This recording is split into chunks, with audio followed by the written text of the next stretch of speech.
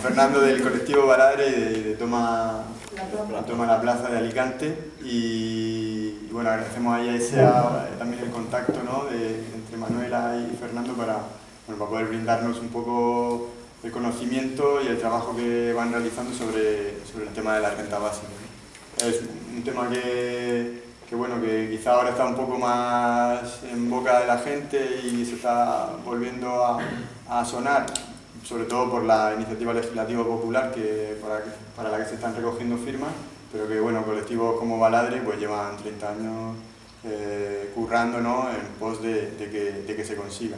Han surgido diferentes modelos a lo largo de todo este tiempo, pues llamándolo renta básica algunos de ellos también, pero bueno, con particularidades que son bastante de base, quizá importantes en cuanto a las posibilidades de transformación social que esta herramienta pues consideramos que sí que puede tener. La ILP surgió por una confluencia de muchos colectivos de todo el Estado en la necesidad que se veía de poner el tema de la renta básica en el debate público. Porque sabíamos que la ILP, aunque se consigan las firmas, no va a salir adelante, pero lo que se pretendía y se pretende es abrir el debate. En la confluencia, pues los colectivos eran muy diversos. Había colectivos que estaban por rentas mínimas de inserción, había colectivos que estaban por una renta básica a secas, y colectivos, sobre todo los colectivos coordinados en Baladre, que estábamos por la renta básica de las iguales. ¿De las iguales. Que eso ahora lo intentaremos un poco aclarar.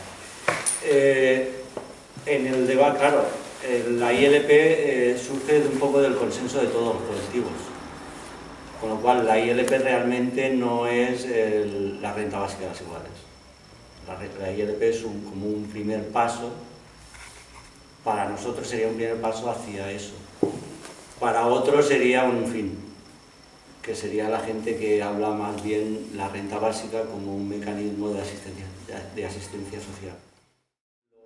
Los 4 puntos básicos de una renta básica es que tiene que ser incondicional, tiene que ser universal, tiene que ser suficiente, tiene que ser equitativa, sí, más o menos, y individual.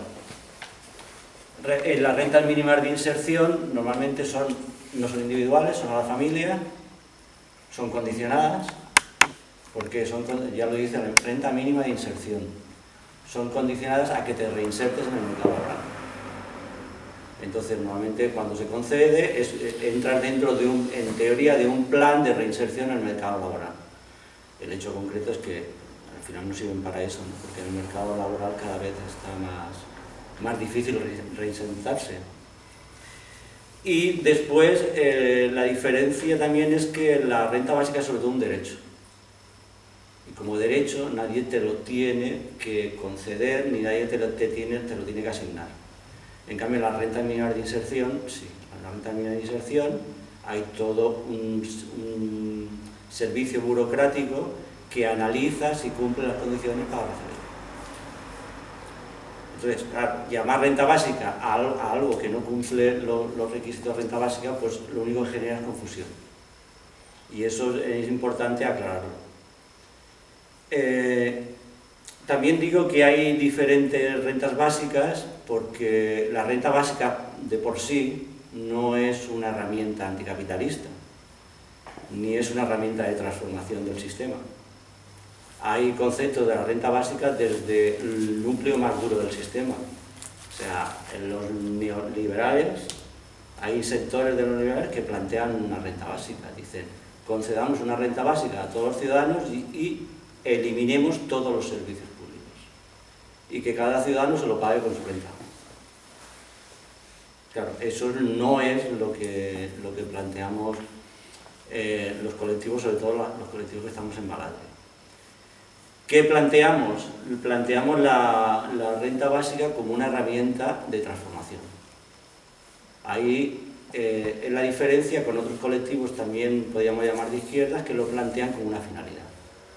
La diferencia entre una cosa y otra consiste en que tú lo planteas con una finalidad, en el fondo al final lo que estás buscando es humanizar este sistema y darle una salida a la precariedad dentro de ese sistema, suavizar las contradicciones del sistema. Entonces, con ello, ¿qué lo puedes lograr? Pues eliminar la pobreza. Eliminar la pobreza, el sistema se suaviza y todo puede funcionar mejor dentro de este sistema.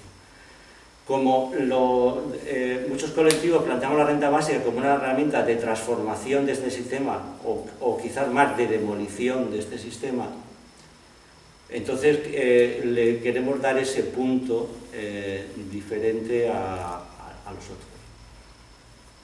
Y aparte lo planteamos como que la renta básica es una herramienta más, que por sí sola no va a hacer nada, que hay que juntarla con muchas otras herramientas de transformación. ¿Por qué? Porque lo que queremos transformar es algo tan complejo y tan grande que implantando una renta básica el sistema no se viene abajo. Entonces, a partir de ahí es cuando se empieza a reflexionar sobre todo el concepto de la renta básica como un derecho universal e inalienable. Podemos acogernos ese derecho a tres razones. Una serían unas razones jurídicas. Hay un ordenamiento jurídico que respalda la renta básica y es la Declaración Universal de los Derechos Humanos. Por ejemplo, en su artículo 22 dice: toda persona como miembro de la sociedad tiene derecho a la seguridad social y a obtener, mediante el esfuerzo nacional y la cooperación internacional, la vida cuenta de la organización y los recursos de cada Estado, la satisfacción de los derechos económicos, sociales y culturales indispensables a su dignidad y al libre desarrollo de su personalidad. Pero es que en el artículo 25 lo concreta más. Dice: toda persona tiene derecho a un nivel de vida adecuado que le asegure, así como a su familia, la salud y el bienestar, y en especial la alimentación, el vestido, la vivienda, la asistencia médica y los servicios sociales necesarios. Entonces, esa sería una razón jurídica a la que nos podemos acoger. Pero hay otras razones. Hay una razón que podríamos llamar coyuntural, que es en la situación en la que estamos. Y es que hasta ahora el empleo ha sido el centro de integración de la gente en la sociedad. Pero resulta que, nos guste o no nos guste el empleo, este sistema cada vez genera menos empleo. Hay un dato característico. En Europa, en los años 60, la tasa de desempleo era del 2%. De media. Actualmente está en el 16 de media. En el Estado español ya sabemos que está por el 25, 26. Pero claro, eso también es el desempleo basado en la población que quiere entrar en el mercado laboral. Porque si contáramos el desempleo en todas las personas que están en edad de emplearse, el desempleo se dispararía. En el caso del Estado español es que podríamos pasar de 6 millones de desempleados a 13, que son las personas en edad de emplearse que no pueden o no tienen posibilidad de emplearse. Muchas de ellas ni lo quieren, pero no. Entonces, pero es que el sistema va en ese mecanismo, su dinámica es clara. O sea, cada vez necesita menos empleo para funcionar. Eso le puede llevar a una contradicción que le provoque una crisis más gorda que en la que estamos. Pero la dinámica del sistema es que el empleo ya no es necesario para que el sistema funcione. ¿Por qué? Porque tiene otros mecanismos de obtener el beneficio. ¿Y por qué es necesario el reparto de la riqueza? Porque realmente la producción es una producción social.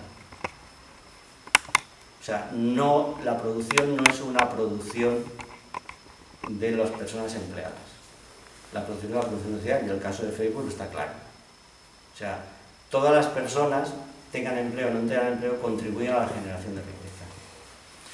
Y en eso ya podríamos entrar en otras razones, que son las razones más estructurales. Razones que tienen que ver con la estructura de este sistema, que este sistema no es heredero de otros sistemas anteriores, que hay un filósofo que los llama sistemas no equivalenciales. Los sistemas no equivalenciales son los sistemas que generan excedente de producción y el excedente se lo apropia una minoría y a través de la apropiación del excedente, aparte de enriquecerse, va ejerciendo un poder sobre los que no tienen excedente, los que no tienen nada más. El sistema capitalista es el sistema más perfeccionado de todos los sistemas equivalenciales. ¿Por qué? Porque ocultó de una manera muy perfecta el robo del excedente. En el sistema feudal estaba claro, el trabajador del feudo trabajaba y tenía que llevarle al señor feudal el carro con el trigo, el carro con lo que estuviera estipulado. Fuera el tanto por ciento de la cosecha que estuviera estipulado, se lo tenía que llevar y ahí estaba claro. El señor feudal no trabajaba en la tierra, pero el trabajador del feudo sí llevaba, que lo trabajaba, llevaba toda la producción. En cambio, en el sistema capitalista eso no se ve, porque a ti te emplean y tú te dicen, te vamos a dar tanto por tu trabajo. Te emplean y tú cobras tu sueldo y normalmente tú la comparación la haces con si tu sueldo te permite mantener el nivel de vida. Si no te lo permite, dicen, me están pagando poco, pero si te lo permite, pues bien. Y con lo que cobren otros de alrededor, ¿no? Porque a lo mejor si hay otros que cobran menos, dicen, pues está bien, yo cobro bien. Pero el hecho concreto es que en la inmensa mayoría de los casos, con la mitad o menos de la mitad de la jornada, has cubierto lo que vas a cobrar. El resto de las horas de jornada, lo que estás es trabajando para el beneficio de la empresa o del dueño de la empresa. Eso es lo que más llamaba la plusvalía. Y eso es el robo oculto, ¿no? Entonces, todo este sistema estructural, aparte, ¿qué ha provocado? O sea, el empleo tal como lo conocemos, resulta que no ha existido toda la vida. O sea, normalmente nos dicen que es necesario trabajar, pero yo digo, emplearse, porque ahora lo querré aclarar, qué diferencia vemos entre lo que es empleo y trabajo. Emplearse es necesario para estar integrado en la sociedad. Pero es que resulta que el empleo no ha existido a lo largo de toda la historia. El empleo es una invención realmente del sistema capitalista, que en los primeros años del sistema capitalista se fue dando poco a poco en los talleres artesanales de gente que venía del campo y venía sin nada y se empleaban en los talleres artesanales. Pero ya a partir de que el sistema capitalista empieza a desarrollarse a gran escala, sobre todo a raíz de la primera acumulación, la acumulación primitiva del capital, que esa se empieza a dar con el descubrimiento de América, que, por ejemplo, España, que no acumuló capital porque se lo robaban, que robaba el oro y la plata de América y lo traía. Pero resulta que la mayoría de ese robo y la plata, los piratas se lo robaban, pero los piratas que eran ciudadanos del Reino Unido o de Inglaterra y lo llevaban a la colonia inglesa. Eso supuso la primera apropiación de capital, que dio impulso al primer crecimiento del capital más o menos a gran escala en Inglaterra. Pero la segunda acumulación de capital se dio cuando los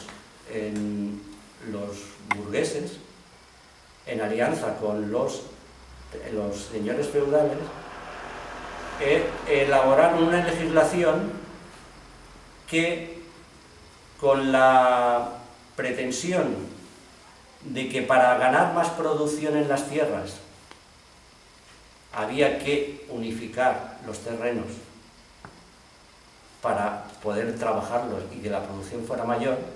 Entonces sacaron una ley que se prohibían los minifundios, las pequeñas parcelas, y que los propietarios de pequeñas parcelas tenían que venderlas a un precio que ya estaba estipulado a los grandes terratenientes, a lo que habían sido anteriormente señores feudales. Eso provocó que una apropiación enorme de tierras y un desplazamiento de cantidad de gente, de población, a las ciudades, que era lo que los burgueses necesitaban, gente que viniera a las ciudades a emplearse.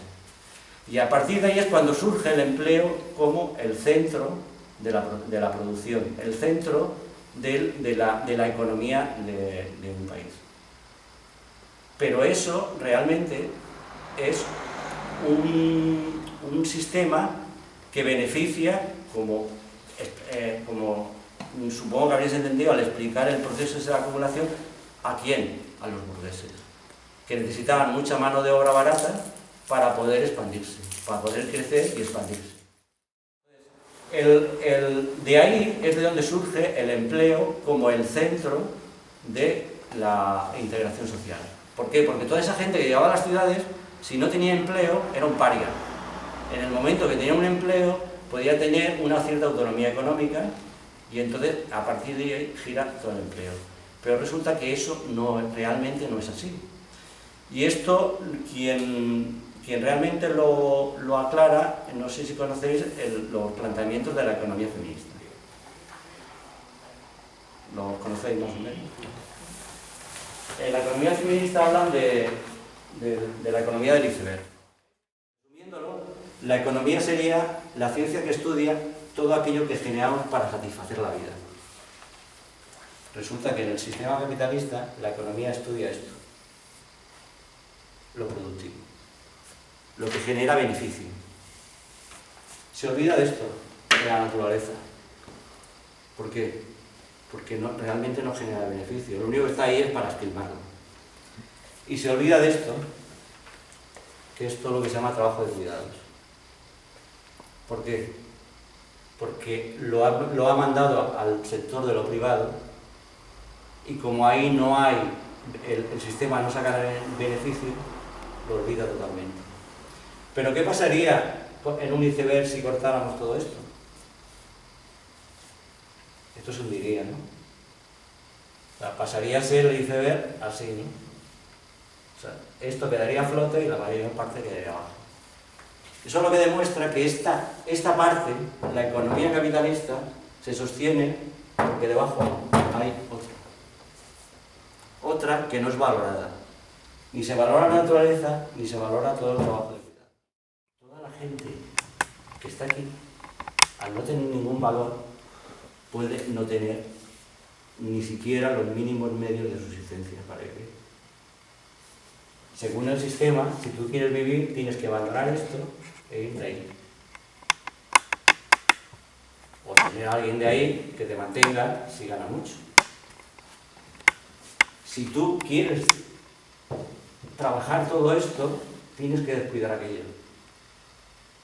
Entonces, lo que se plantea en la economía es, y con la renta básica sería trabajarlo todo.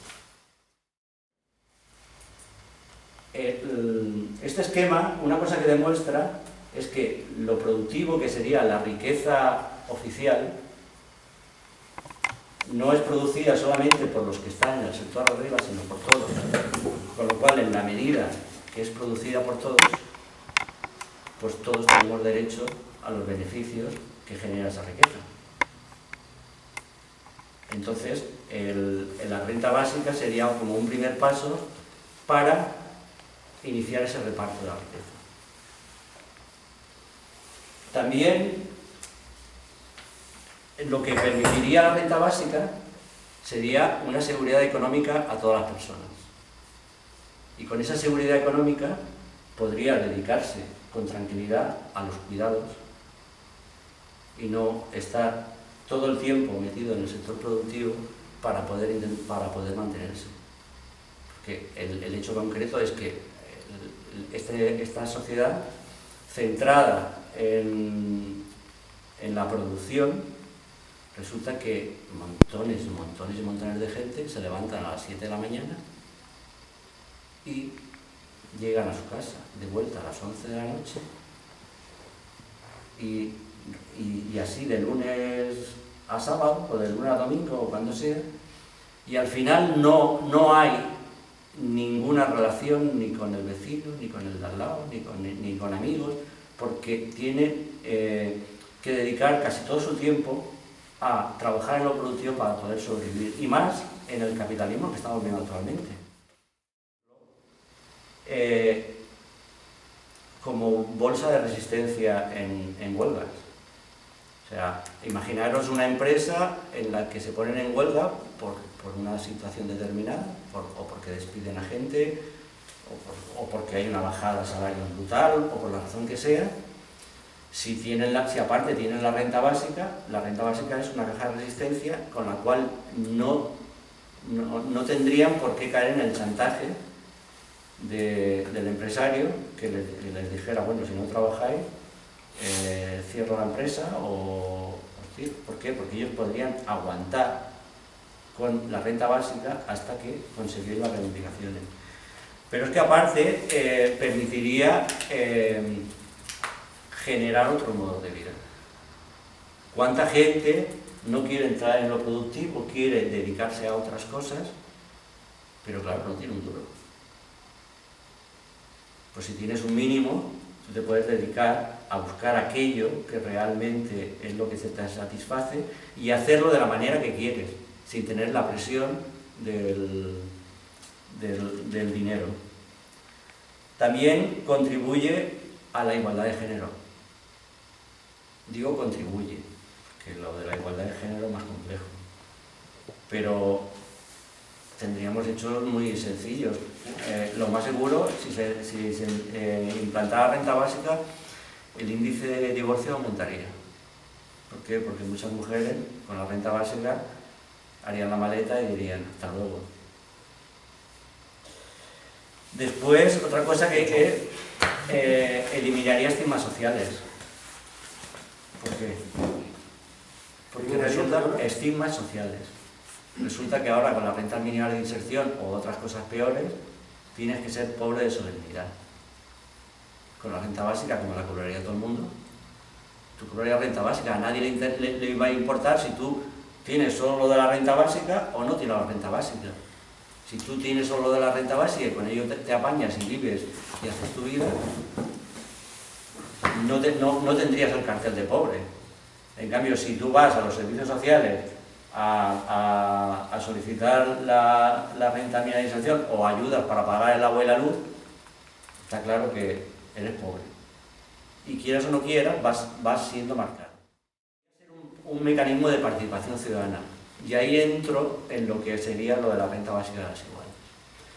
Porque una de las cosas que diferencia la renta básica de las iguales de la renta básica que, por ejemplo, plantea la ILP, o de las rentas básicas finalistas, aparte del mecanismo de financiación, o sea, del mecanismo de distribución, porque si eso luego lo podemos aclarar, es que en la renta básica de las iguales se plantea que hubiera, o sea, lo que se asigna sería mayor, más cantidad, porque se basa en otro nivel que sería el 50% del PIB dividido por la población, lo que sale.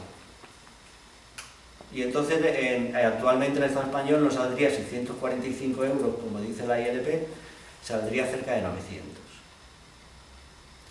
Pero entonces en la renta básica laboral se plantea que para potenciar la participación ciudadana y lo colectivo, para evitar que dentro de un sistema que es individualista, la renta básica como un derecho individual pudiera generar más individualismo, se plantea la creación de un fondo social de renta básica. Que en ese fondo social iría a parar el 20% de los 900, que serían 180. Y en el bolsillo cobraría 720. Ese fondo social lo gestionarían las pequeñas comunidades. O sea, en una ciudad serían a lo mejor los barrios, no el ayuntamiento. En un pueblo pequeño, el pueblo. Y lo gestionarían las personas, tendrían el derecho y casi la obligación de participar para decidir con ese dinero a los que ellos han contribuido qué cosas se hacen que vengan bien para la comunidad. O sea, sería pero para esa comunidad. O sea, si es un barrio, para ese barrio. Sería como una manera de parte del presupuesto municipal fuera controlado directamente por los ciudadanos mediante el fondo de la renta básica. Hay un hecho, o sea, yo tengo aquí un cuadro de, por ejemplo, cómo los impuestos en el Estado español en 2011, la estructura. Dice, las familias tienen un tipo teórico que anda entre el 21 y el 30. Y la media que pagan es el 22. Las SICAP, que son sociedades, pues lo dicen sociedades de inversión, como sociedades deberían de pagar por un impuesto de sociedades. Y está entre el 27 y el 30 teórico y pagan el 0,1. Las pymes, el impuesto de sociedades de las pymes es el 25 y pagan de media el 17.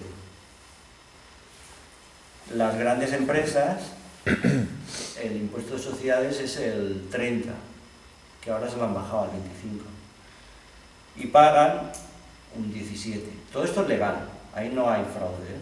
Esto es legal porque hay rebajas fiscales y historias. Las multinacionales, las españolas sobre todo, deberían de pagar el 30 y pagan el 0,35. Y las multinacionales, sobre todo americanas, como en el ámbito europeo, para que una empresa norteamericana crea la sede europea en un país y desde esa sede europea ya tiene libertad de funcionamiento para toda la Unión Europea. Pues normalmente la crean en Irlanda porque pagan el cero. Entonces Google, España, no paga nada. Coca-Cola, no sé si estará en Irlanda, pero si está en Irlanda no paga nada. Microsoft no paga nada de impuestos. O sea, con esa estructura fiscal, ¿qué se mantiene? Lo que se mantiene es el traslado de la riqueza que genera la gente de abajo a la grande, cargando en los impuestos, en el impuesto de capital, los impuestos de sociedades, más que en el impuesto a las rentas físicas. Aunque en el impuesto a las rentas físicas las grandes fortunas pues tendrían que pagarlo. Para que las grandes fortunas no paguen por el impuesto a las rentas físicas. De todas maneras, ahí también hay un sistema. O sea, hay un estudio hecho por el Raventós, que es de la red de renta básica, que es un estudio que yo suelo hablar de él porque es muy claro para ver que sí que hay dinero, no porque esté de acuerdo con el planteamiento. El estudio lo plantea diciendo: con el IRPF podemos financiar la renta básica. Y si es inconveniente o no conveniente para ese partido ponerlo en su programa, es falsear la cuestión. Es lo que ha dicho Fernando, es mucho más sencillo que todo eso. Hay una serie de personas, que es la sociedad, la ciudadanía, que considera que el reparto de la riqueza no se está dando. Y a partir de ahí reclama una cosa que es obvia, lo que se ha visto ahí.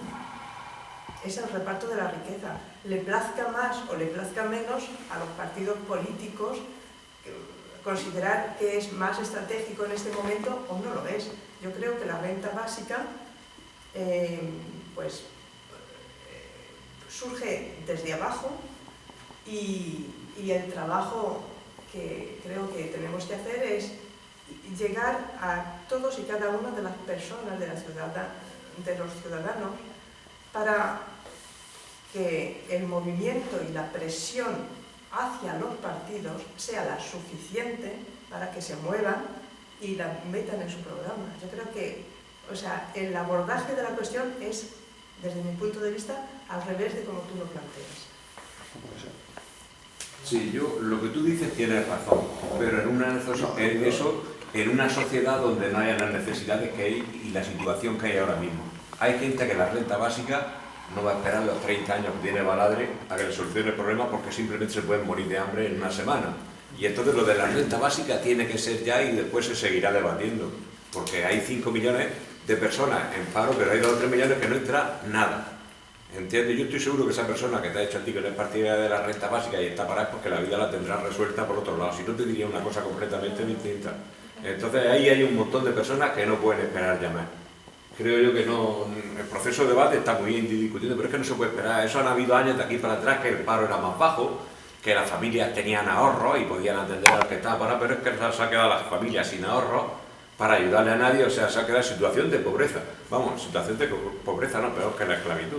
Porque los esclavos, el que los tenía, les tenía que dar de comer. Porque si no, no podían trabajar y los tenía que vestir para que no se les murieran de frío y darle una casa para que durmieran por la noche. Ahora mismo es peor que la esclavitud, la situación que hay cientos de miles de personas. Ni casa, ni ropa, ni comida, ni nada. Eso es peor que la esclavitud. Y a mí cuando hablan de la esclavitud me da risa un esclavo, pero si luego tenía la vida resuelta. Lo elemental, comer, vestir y donde dormir. Otra cosa no.